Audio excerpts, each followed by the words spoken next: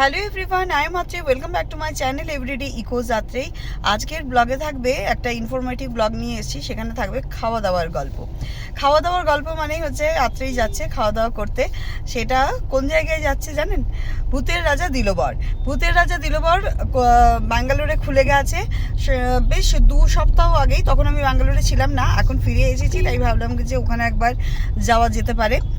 আর ভূতের রাজা দিলবর সেখানে তো অনেক সেলিব্রিটিরাও এসেছিলেন, দারুণ খাওয়া দাওয়া হয়েছে, দারুণ গল্প গুজব অনেক কিছু আমি দেখেছি।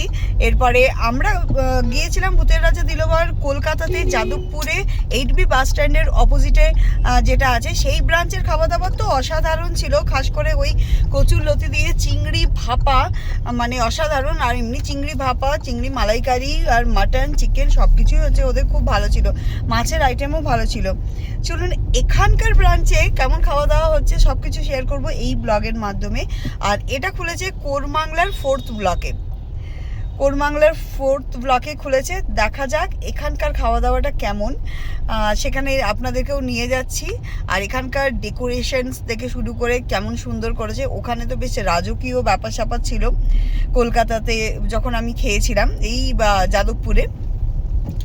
আর এখানেরটাও আপনাদের সাথে শেয়ার করব। এই দেখুন আমরা পৌঁছে গেছি ভূতের রাজা দিলবরে। নামটা শুনলেই ছোটবেলার সেই প্রিয় গুপি গাইন বাঘাবাইন সিনেমার কথা মনে পড়ে যায়, তাই না? রাস্তার ওপার থেকে রেস্টুরেন্টটাকে দেখে আমার বেশ ভালো লেগেছে। বাইরে থেকে দেখতে খুবই সুন্দর আর আকর্ষণীয় লাগছে।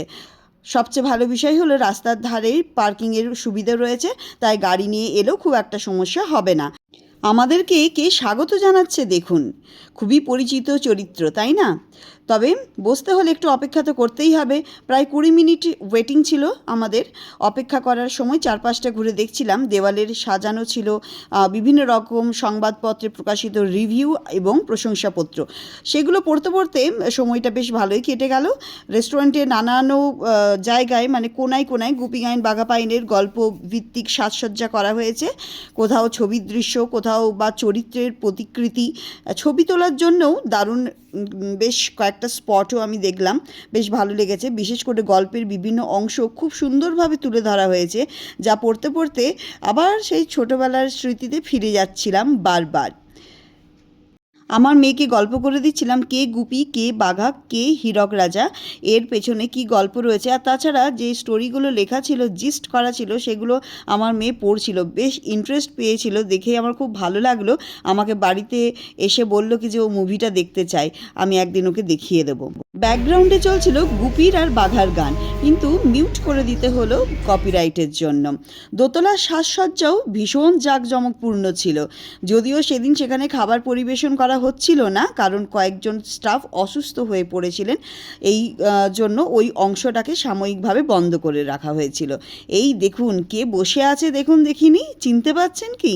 অবশ্যই কমেন্ট করে জানাবেন। এরপরে আমাদের নাম ডাকা হলো। বসতেই বুঝলাম কেন এত মানুষের ভিড়।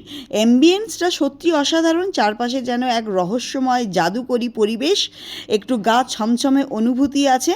তবে সেটাই এই জায়গার বিশেষ আকর্ষণ। মনে হচ্ছিল যেন সত্যিই ভূতের রাজার রাজ্যে এসে পড়েছি আমরা। মেনু কার্ডটাও ছিল বেশ অভিনব। আমরা অর্ডার করলাম হীরক রাজার থালি। এই থালিতে ছিল প্রচুর খাবার দাবার। আর আপনারা যদি দেখতে চান ভিডিওটাকে পজ করে আর দেখতে পারবেন। আর এই থালিতে ছিল নানা রকমের বাঙালি পদ। খাবার পরিবেশনের সময় গল্পের সঙ্গে মিল রেখে হাততালির মাধ্যমে এক বিশেষ অভ্যর্থনা জানানো হলো। সত্যিই রাজকীয় অনুভূতি। এবং আমরা এই ব্যাপারটা কলকাতাতেও করেছিলাম আর এখানেও করলাম, তাই ঋদ্ধি খুব মজা পেয়েছে। বলুন, হাতে হাতে দিন তালি, তবে আসবে ভূতের রাজা তালি। একে অপরের সঙ্গে হাতে তালি তালি দাও। একে অপরের সঙ্গে। ইয়ে হীরক রাজা থালি। হীরক রাজা থালি। থালি দেখো, হাতে হাতে দাও তালি, তবেই খাবার শুরু করতে পারবে। খাবারগুলো যখন টেবিলে এলো, খাবার টেবিলে আসতেই চোখ জুড়িয়ে গেল। দেখতে যেমন সুন্দর লাগছিল, খেতেও তেমনই সুস্বাদু। কলকাতায় যে স্বাদ পেয়েছিলাম ঠিক সেই স্বাদই যেন আবার ফিরে পেলাম। প্রতিটি পদ খুব যত্ন নিয়ে তৈরি করা হয়েছে, সেটা বুঝতেই পারছিলাম। বাঙালি খাবারের আসল ঘরোয়া স্বাদ বজায় ছিল পুরো থালি জুড়ে। আর কি চাই বলুন। এটা কচু শাক আর হচ্ছে চিংড়ি মাছ ছিল। ডেজার্টগুলোও ছিল অসাধারণ, এগুলো ছিল স্টার্টার। আপনারা নিজেরাই দেখে নিন কী কী ছিল কী ছিল না। আমরা একটাই থালি নিয়েছিলাম এবং একটা রাইস এক্সট্রা নিয়েছিলাম, কেন কি এত খাবার একসাথে আমি একাও খেতে পারবো না, কেউ একা খেতে পারবে না। চিংড়ি মাছের মালাইকারি, যেটা রিদ্ধির ভীষণ প্রিয় এবং আমার হাজব্যান্ডেরও ভীষণ প্রিয়, তাই আমরা একটা থালিকে নিয়েই তিনজনে মিলে ভাগ করেছিলাম। তাতেও খেতে পাচ্ছিলাম না জানেন। তারপরেও আবার কিছু জিনিস পার্সেল এসেছে। তবে আমি বলবো কোয়ালিটি আর কোয়ান্টিটি কিন্তু খুব ভালো, খুব সুন্দর। আমাদের খুব ভালো লেগেছে খাবার দাবার। এরপরে শেষ পাতে খোলা হচ্ছে পাতুরি, যেটা সকলেরই ভীষণ পছন্দ এবং মাছটাও ছিল বেশ মোটা আর অনেক মশলাপত্রও ছিল। ইলিশ মাছটাও খেতে কিন্তু দারুণ লেগেছিল, ইলিশ ভাপা, এবং ইলিশের সাইজটাও ছিল কিন্তু বেশ বড়।